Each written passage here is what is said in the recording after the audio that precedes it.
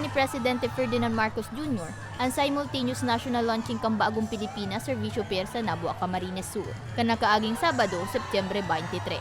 Tiripon sa nasambit na aktibidad ang 29 ahensyas de gobyerno para sa mas marikas na paghatod kan sa indang mga programa asin serbisyo.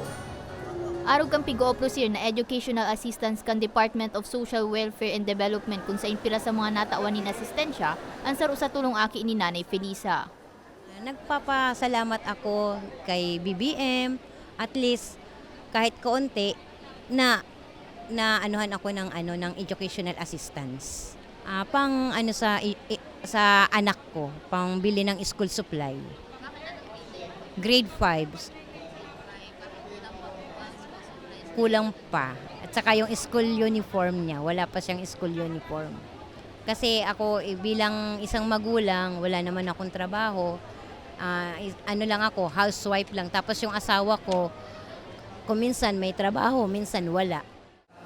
Ikinaugmaman kan inhinyerong si Mario na dahil sa Servicio Fair, natabangan siya kan Department of Environment and Natural Resources Office na magkaigwanan ng tituloan sa iyang nabakal na residential lot. Papalad po tayo at natutuwa na sa pagkakataon pong pambihira na sa nagkataon po na ang magbibigay po niya na ang ating mahal na Pangulong, PBBM. Kaya pambihira po ito sa buhay ko na mabigyan po tayo ng isang pagkakataon na maging isa na po ito sa kumbaga po history sa buhay ko na nakadaw pang palad po natin ang ating minamahal na Pangulo ng bansa. Saro sa mga nakaresibin naman in hauler truck gikan sa Department of Agriculture, ang kooperatiba na kinabibilangan ni Tatay Gerardo. Napasalamat ako na napakalaking biyaya po ang mabigyan ng ganitong panghauling ng palay, mga bigas, at mga iba-iba pang produkto na may lalabas dun sa aming barangay. Napakalayo sa kalsada ng lugar namin, 7 kilometers bago sa highway, pero malaking tulong po na naabot yung amin pong lugar ng biyaya na mula sa mahal na Presidente. Sigun sa Presidente, ang Bagong Pilipinas Servicio Fair, sarusa na sa inot asing kadakol pang proyekto kan gobyerno na mataon ng bagong paglaom sa mga Pilipino na mapabaskog kang ekonomiya.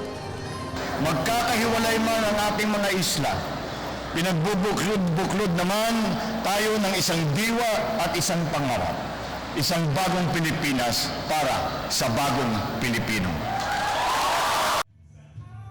Apera kan mga nasambit na serbisyo asin asistensya, may pigpan na uman na wheelchairs asin jerrycans sa Department of Health, na nauman ni Toolkits ang Technical Education and Skills Development Authority o TESDA, na nauman ni Hygiene Kits ang Office of the Civil Defense. Mantang fish cage packages asin motor bangkas naman ang pigpanaw kang Bureau of Fisheries and Aquatic Resources. Alam po namin na marami tayong iniindang na hirap sa panahong ito. Kung kaya't sana ay makatulong ito sa inyong nalubos. Bago po ako magtapos, nais ko pong magpasalamat sa mainit ninyong pagtanggap sa akin dito sa Kamsur. Asahan po ninyo na patuloy naming pagbubutihin ang aming paglilingkod sa bayan.